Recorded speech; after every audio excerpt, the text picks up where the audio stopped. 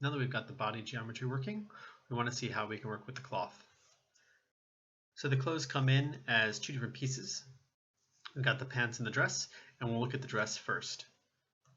So I can unpack the alembic, and looking at the geometry spreadsheet, you can see that there's a name attribute, which is either dress or pants. And we can use that to blast away everything except what we want. So I'll put in a blast node and say name is dress, and delete non-selected. There's our dress. Earlier video, we want to remesh this so we don't have this regular grid. We want to make sure that we remesh it so that any fold we have has at least 2 or 3 primitives going across it. Bring this edge length down. Something like that should be okay. Then we add a vellum configure cloth in and a vellum solver. And also I've got the body that we left off with, and I'll plug that into the collision section, and we can look at the simulation.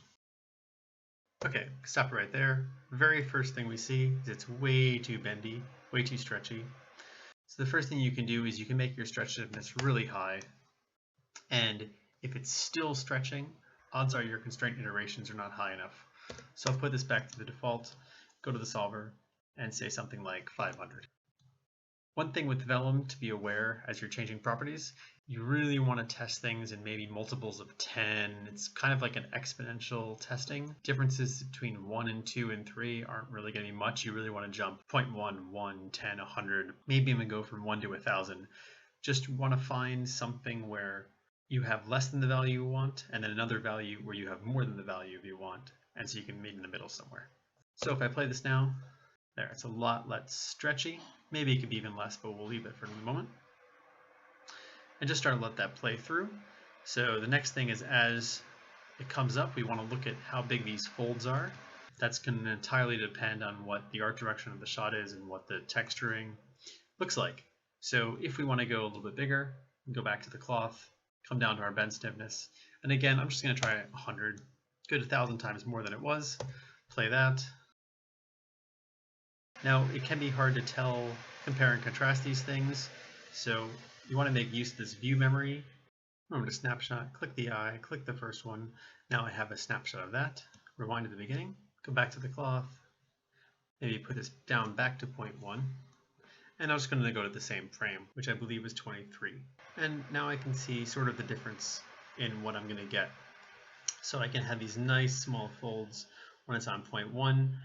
When it's at 100, we're going to have something like this. And maybe I want to do a few more passes of that to really see what it's going to be.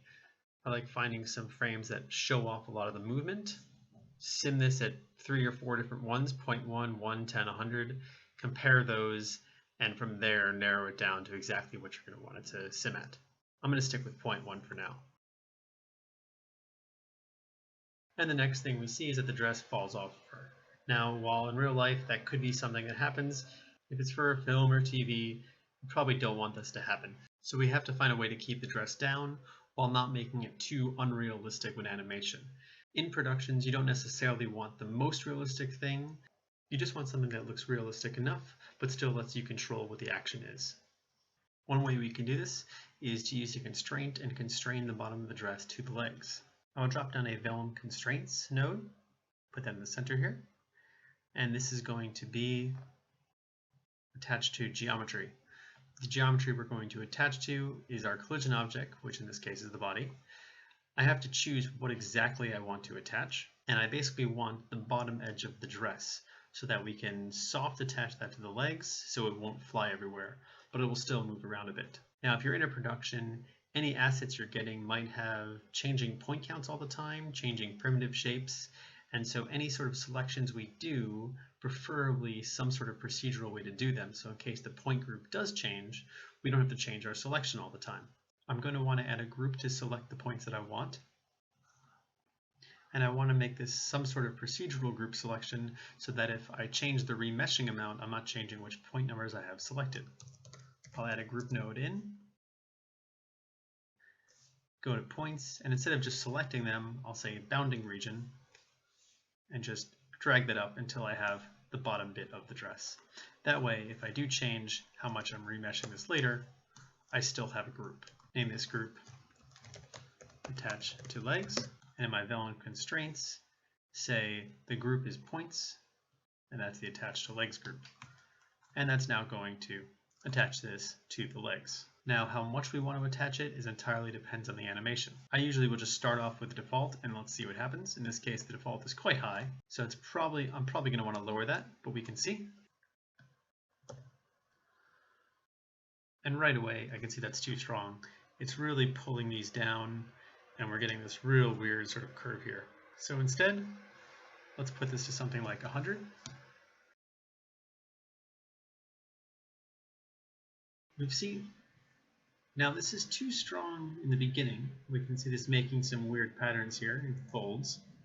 However, when she does turn upside down, it's working quite nice. It's not falling down, it still looks a little bit loose. If that's the case, we're going to need to animate this stiffness property so that we're not very stiff down here, but as soon as she goes into the handstand, we can turn it on. So in Vellum, this unfortunately can't be done up at the constraints level. We have to dive into the solver. So let's open that solver up, go in here, come down to the DOFNet, come in here, and we can add a node called Vellum Constraints property, which will let us animate one of our constraints. So we'll hook this in right after the Vellum source, and we're going to want to change the stiffness, and I'm going to turn on group because I only want it to work on a specific constraint in case we add more. So I'll come back out for a second, and on my attached to geometry, I'll say there's an output group here, and I'll say that this is stretch attached to legs. Then I can dive back inside. My group is stretch attached to legs, and what I want to do is I'm going to come back and look at the body, and I'll say right about here when she turns upside down, I want that constraint to turn on or to get stronger. So it's around maybe 34 through 38. Back inside the solver, and I think a default, I'm going to have it something like 1, and I can set a keyframe for this. I'm just going to move this keyframe over to 34, where I knew I wanted it, and then a few frames later, we'll make it 100. Make sure there's a keyframe there, and just dropping back outside for a moment while she goes up then, and she comes back down around 55 or so. So going back into the solver, around 53, I'll make another keyframe, and then over the next few frames, I'll key that back down to 1. So that it's just really strong while she's upside down, and otherwise it just stays really loose. I'll simulate again.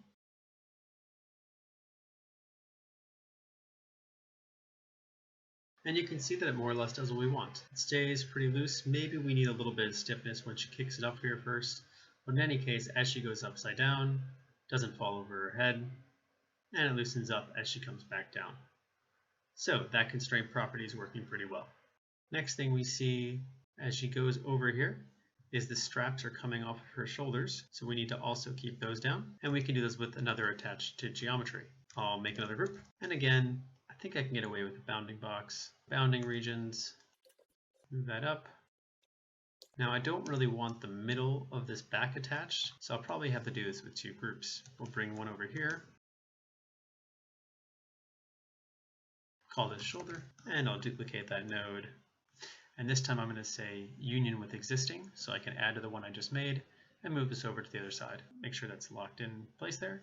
And now we have both of these. Coming back down to the Vellum section, I'm going to duplicate the constraints node. And on this duplicate, I don't want an output group, and I'm just going to keep it at 100, and this time say shoulder. And now I've got some constraints up there.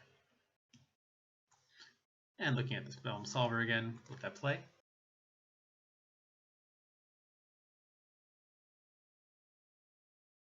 And that worked a lot better.